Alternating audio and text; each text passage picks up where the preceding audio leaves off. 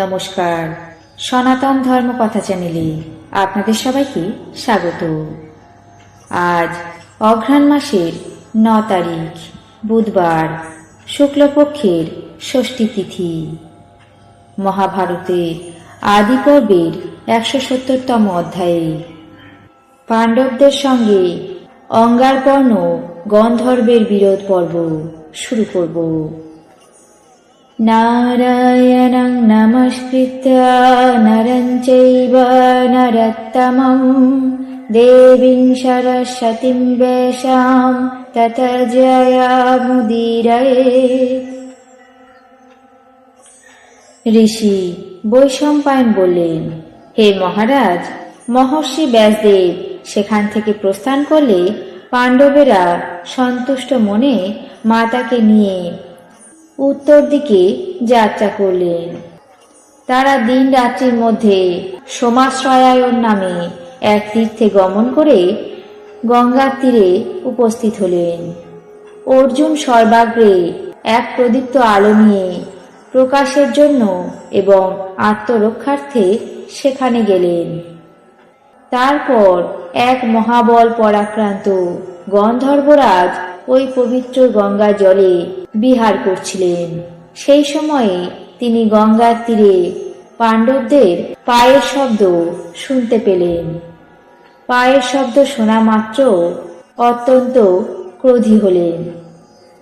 তিনি ক্রোধে তাদেরকে দেখতে লাগলেন। মায়ের সঙ্গে পাণ্ডবদের আগমন করতে দেখে ধনুর্বাণ তুলে বললেন, এই সন্ধ্যার সময় সমস্ত রাত্রি কামাচারী যক্ষ, গন্ধর্ব এবং রাক্ষসদের মুহূর্ত। অবশিষ্ট বাকি সময় মানুষদের কাজ সাধনের জন্য নিয়মিত আছে। তোমরা লোক পরতন্ত্র হয়ে রাক্ষস বেলায় ভ্রমণ করছো, অতএব তোমরা অত্যন্ত অভিজ্ঞ।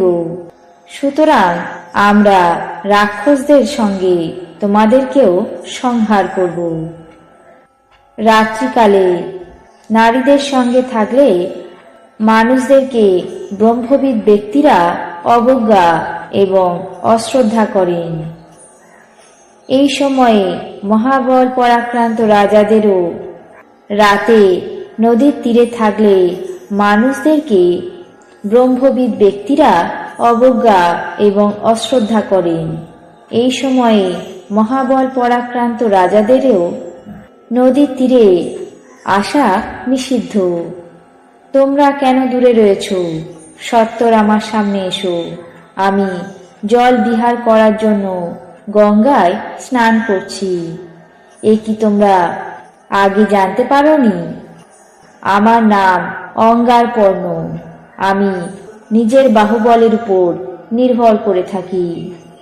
আমি অত্যন্ত ঈর্ষাপরায়ণ এবং কুবেরের সখা। আর আগে যে বন দেখছো তা অঙ্গারপর্ণ নামে বিখ্যাত। আমি যেখানে সেখানে বিচরণ করে থাকি। এখানে রাক্ষস, শৃঙ্গী, দেবতা বা মানুষেরা আসতে পারে না। তবে তোমরা কি কারণে এখানে এসেছো বলো। তার এমন ঔদ্ধত্যপূর্ণ কথা শুনে উত্তেজিত হয়ে অর্জুন বললেন, হে দুর্মতে, সমুদ্র, হিমালয়ের পার্শ্বদেশ আর নদীর তীর, এই 3টি প্রদেশ দিন রাত্রি বা সন্ধ্যাকালেও কারো অধিকৃত নয়। ভুক্ত হোক বা অভুক্ত হোক, দিন বা রাত্রি হোক, গঙ্গায় আসার জন্য কোনো কালের নিয়ম নেই। আর আমরাও মহাবল পরাক্রান্ত। অতএব তোমাকে অকালে যমের ভবনে পাঠিয়ে দেব। নিতান্ত দুর্বল মানবেরা রণক্ষেত্রে তোমাদেরকে সৎকার করে থাকে। পূর্বে এই গঙ্গা হিমালয়ের হেমময় উত্তুঙ্গ শৃঙ্গ থেকে নিঃসৃত হয়ে গঙ্গা, যমুনা, সরস্বতী, রথস্থা, সরজু, গোমাতা এবং গণ্ডকী এই সপ্ত নদীরূপে সমুদ্রের জলে মিলিত হয়েছেন। এই সপ্ত নদীর জল সেবন করলে পাপ মুক্ত হওয়া যায়।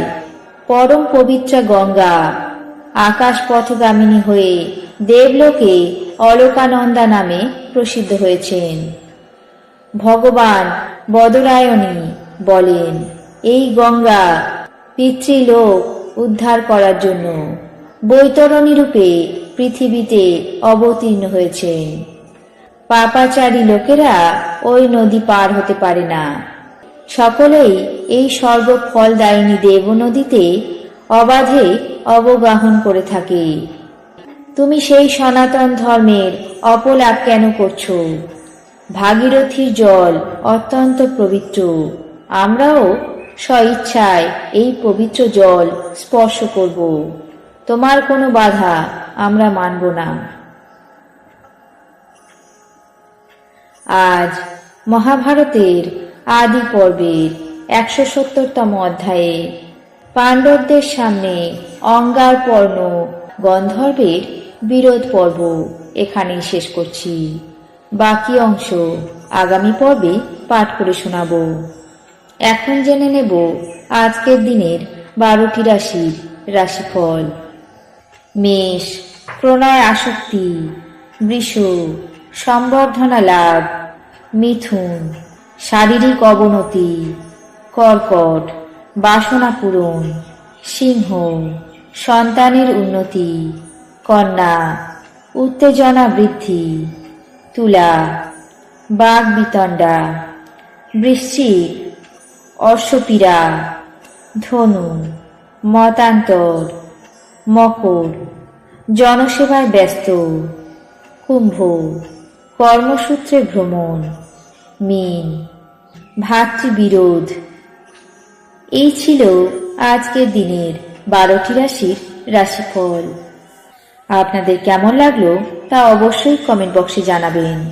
চ্যানেলটিকে সাবস্ক্রাইব করবেন, লাইক করবেন, শেয়ার করবেন।